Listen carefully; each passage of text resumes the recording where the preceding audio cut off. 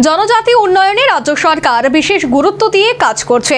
ফলশ্রুতিতে সংশ্লিষ্ট বিষয়ে জাতীয় স্তরে রাজ্য বিশেষ স্থান দখল করেছে বক্তা মুখ্যমন্ত্রী মানিক সাহা। সে সাথে মুখ্যমন্ত্রী বলেন, জনজাতি উন্নয়নে রাজ্য প্রশাসন বিশেষ কর্মীদের নিয়োগ করেছে। রাজ্য হস্ততাঁত, হস্তশিল্প ও রেশম অধিদপ্তরের বিশেষ উদ্যোগে রবীন্দ্র ভবনে এক অনুষ্ঠান অনুষ্ঠিত হয়।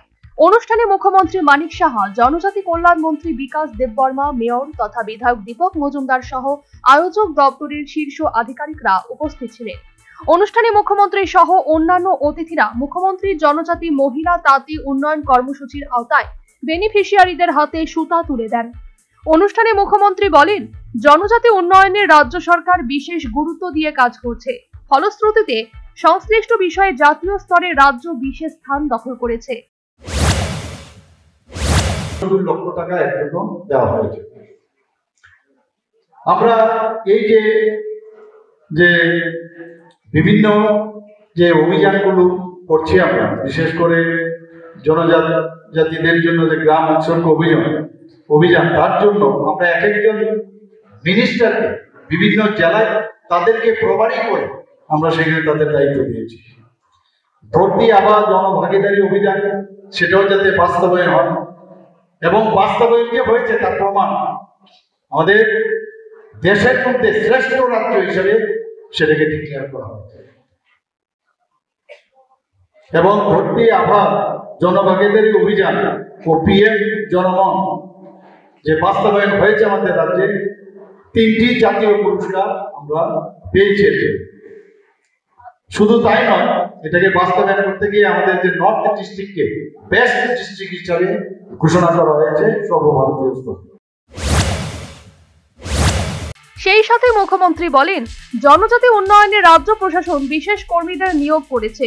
উদ্দেশ্য, জনজাতিদের কোনো কাজ যেন দীর্ঘসূত্রিতা না হয়। উন্নয়নের লক্ষ্যে আমরা এর মধ্যে ক্যাবিনেটে আমরা ডিসিশন নিয়েছি যে সাব ডিভিশন আমাদের অনেকে আছে, যখন অফিসে ঘুরতে থাকে, এক অফিসারের কাছে এক টেবিলে গেলে বলে ওই টেবিলে যাও।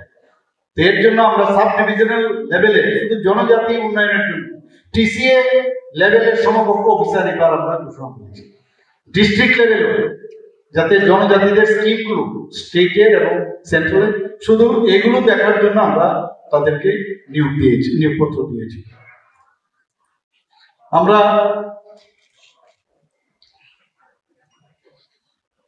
2 অক্টোবর 2024 আপনারা সবাই জানেন, ধরতি আবার জনজাতীয় গ্রাম উৎকর্ষ অভিযান, এটা নতুন প্রকল্প আমরা সূচনা করছি।